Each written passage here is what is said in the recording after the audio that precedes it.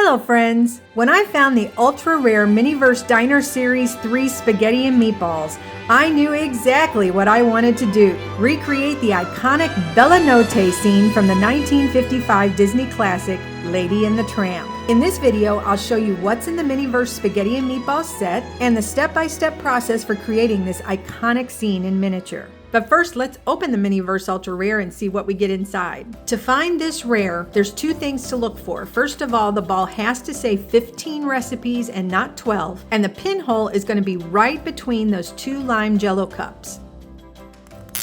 Oh, no wish for me. I couldn't get that to zip all the way down in one piece. First, of course, is the booklets. Be sure to do the read me first. In the Diner series, you get a plain white table, but if you snap it all together, you have a nice display ball to put your finished piece in. The utensils bag has a cute little fork, the ubiquitous tweezers, of course, and a little knob that snaps on top of your display ball with your table inside.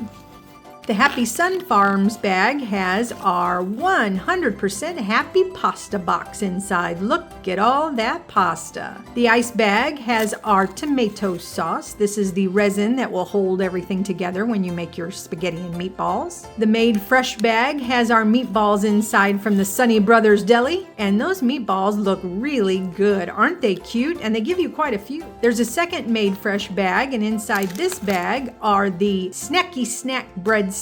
There are 3 breadsticks inside the bag. Have a sunny day. Inside there is your Italian seasonings, your Parmesan and basil inside. And the thank you bag has an enormous pasta bowl. Very cute, which actually, it's a good thing the bowl is that big because there's a lot of pasta. Here's everything you'll get to make your ultra-rare spaghetti and meatballs. To get started on this project, we have to find our stars. So I started to look on eBay for Lady and the Tramp. Now, I remember back in the 90s when the Walt Disney Classics collection first came out that there was an adorable set of Lady and the Tramp, but the price proved to be a little cost prohibitive.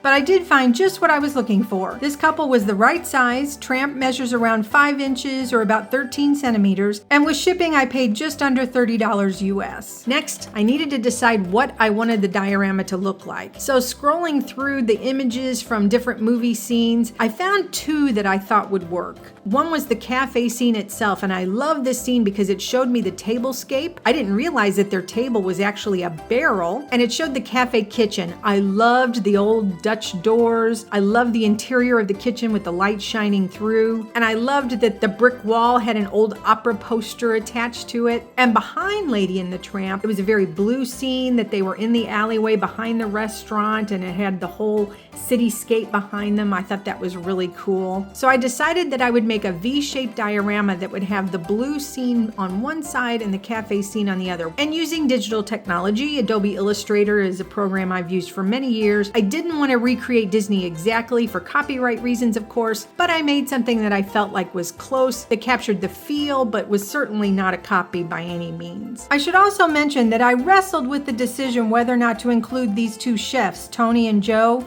but because of space and also because of copyright issues, in the end, I decided not to include them. The next most important piece I thought was the barrel table, and I was thrilled to find a barrel that was the right size at a local hobby store. Problem was, I was gonna have to cut it down. So I did some cutting, and I did some sanding, and I did some staining.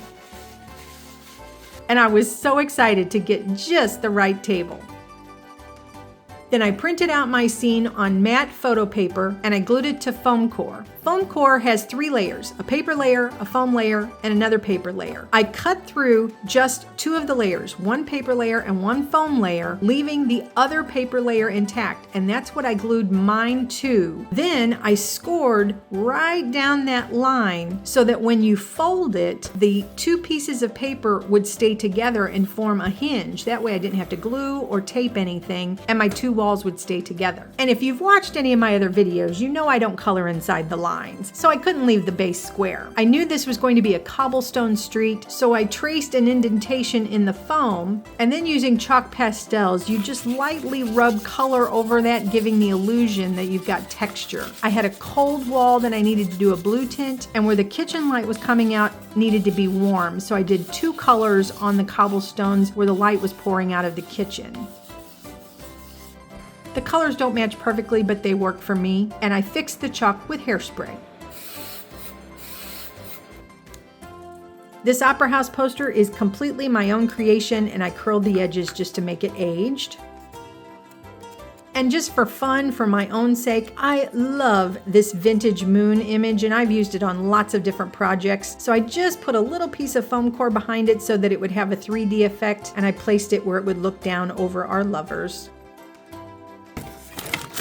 Digging through my stash of miniatures, I found an old door and an old door frame, and I ended up not using the door frame, but the door I did. It was a little too tall, so I had to cut it down to size, and I also had to cut it in half so that it would make the Dutch doors, and then painted it this lovely green. This is one of my favorite shades of green, which just happened to be just right for this project. And I distressed it to look like the reference photo by scratching it up with some sandpaper, and then I also used my chalk pastels to make it look a little dirty and a little weathered and aged. You know, that restaurant has been there for many, many years. Now, the bottom of the cafe door needed to be propped open, and I wanted to give it a little reinforcement, so just using some pieces of foam core, I made an angled edge for it to lean on and just used some hot glue to prop it all up.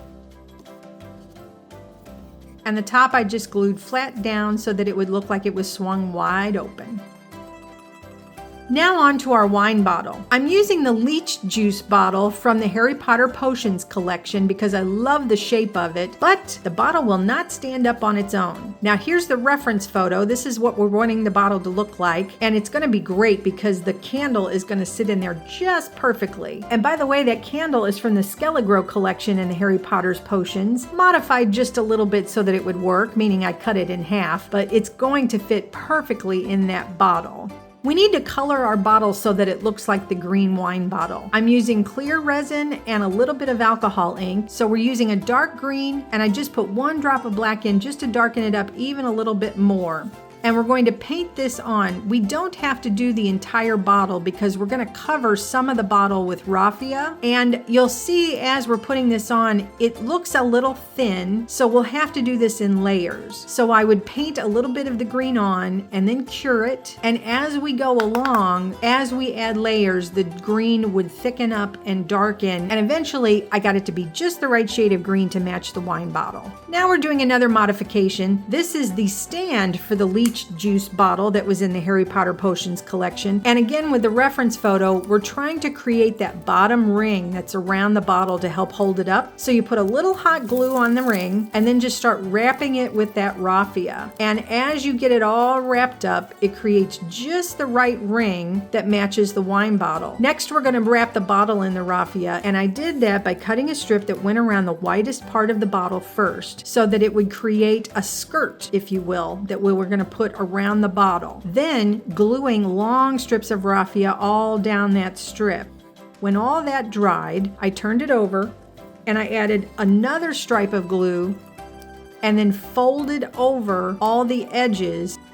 Now, when you do this, you want to be careful that you're keeping all the other long pieces of raffia in long straight lines so that it will cover that bottle when you go to glue it on. You can see I was using super glue on the skirt, but to attach it to the bottle, I found that clear resin worked better. And because the UV light didn't want to go through the raffia, you had to kind of shine it up through the bottle to get it to cure. I also used the resin to pull each strand of the raffia down and attach it to the bottle. And again, just keep shining it either from the top or the bottom of the bottle, and eventually the raffia would attach. So here's what it looked like when I got all the strands all the way down to the bottom. Now it's time to put on our ring, and I pushed everything as tightly as I could. Now I switched to hot glue and I held the ring tightly to the bottle and level until the glue dried. Then when it was all dry, I went in, I cut all the excess raffia and all the excess glue off, cleaned it up as much as I possibly could, and got the bottom as level as I could. So here's what it looked like when it was all said and done. After handling the bottle as much as I did, the green started to look a little dull. I can fix that just by putting clear resin on top and curing it again, and it just shines right back up. And you can see it goes from dull right back to shiny. We need to make a handle for our bottle. I used a little crazy glue and put together 3 strands of raffia and then started to braid them very carefully. This wasn't easy to do, but I made probably about 6 inches of braided raffia, and then using hot glue, went back and attached them to the bottle. I attached it to one side. made a loop for the handle, and then curved around the neck of the bottle and went back down the back side. And actually this worked out really well because it helped me hide the seam right down the back where the raffia connected on the skirt. Next, I made teeny tiny 1/4 inch labels for our Chianti, cut them out very carefully. And now our fourth glue for this bottle, I used a little tacky glue to attach the paper labels. Back to the super glue. Now it's time to put on the candle holder. And the very last element on this bottle was that I wanted to have a candle flame. I put down a piece of clear tape and I knew I needed yellow resin, and I thought of the jelly snakes in the Honeydukes collection. So as a guide, I taped the candle down and then just used a tiny bit of that Honeydukes resin and made a little flame the size of the candle. Cured it on the tape and then peeled it right off, and with one more touch of resin attached it to our candle. There's our completed wine bottle. Now let's make our tablecloth. This is just a square of linen cut to fit the barrel table, and I need to embroider some red stripes on it, and I'm going to show you how to do that. On woven fabric, if you cut just a little nick in the side of the fabric, you'll reveal one thread. If you take that thread and pull it, just one thread, you're actually kind of going to snag the fabric. And as you pull just that single thread out, it will leave one stripe, one line where the thread was, and it gives you a perfectly straight line as a guide on where to embroider. And if you do that and make your grid, then you know exactly where you need to embroider and you'll have perfectly straight lines, and it came out just right for this tablecloth design. I feel like the brick wall is a little plain, so I decided that we needed a Tony's Ristorante sign. I got back on Adobe Illustrator and mocked one up, and again, just using a little foam core so that it would be a little bit 3D, made a little sign and attached it right over the door to the cafe. Finally, I decided that we needed a little something behind Tramp. At my dollar store, they had very inexpensive little miniature wooden skids, so I took one of those and I cut it apart to make a little piece of a fence.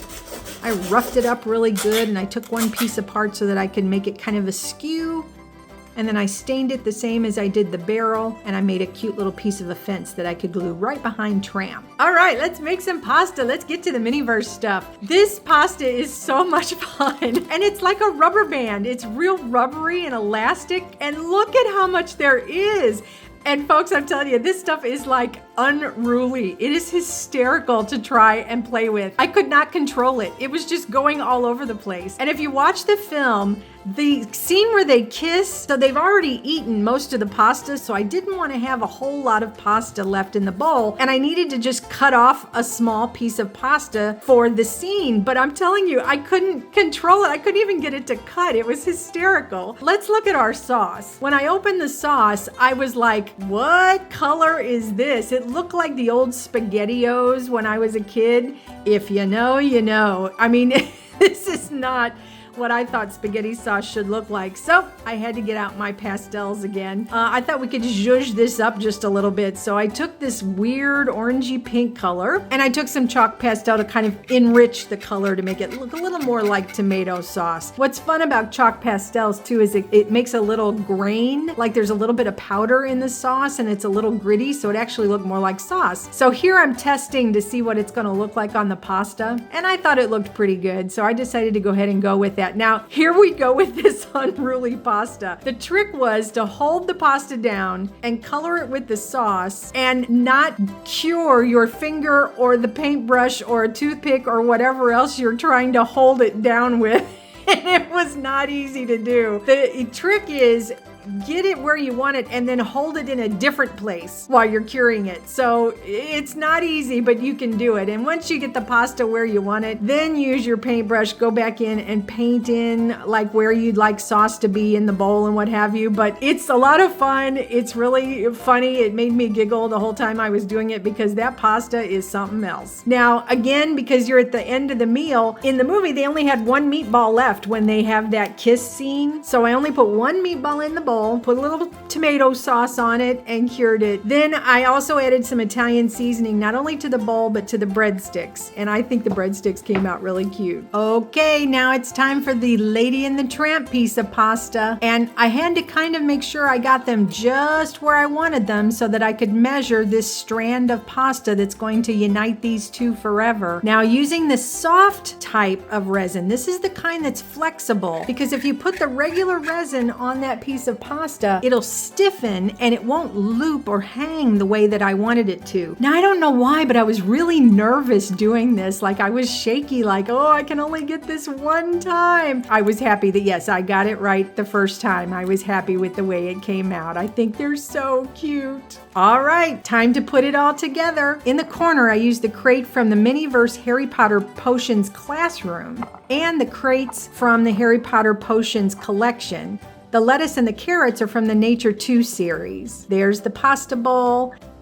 And the breadsticks I'm putting into a pot from the Miniverse Botanicals collection. Here's our finished wine bottle. The barrel is also from the Miniverse Harry Potter Potions classroom set.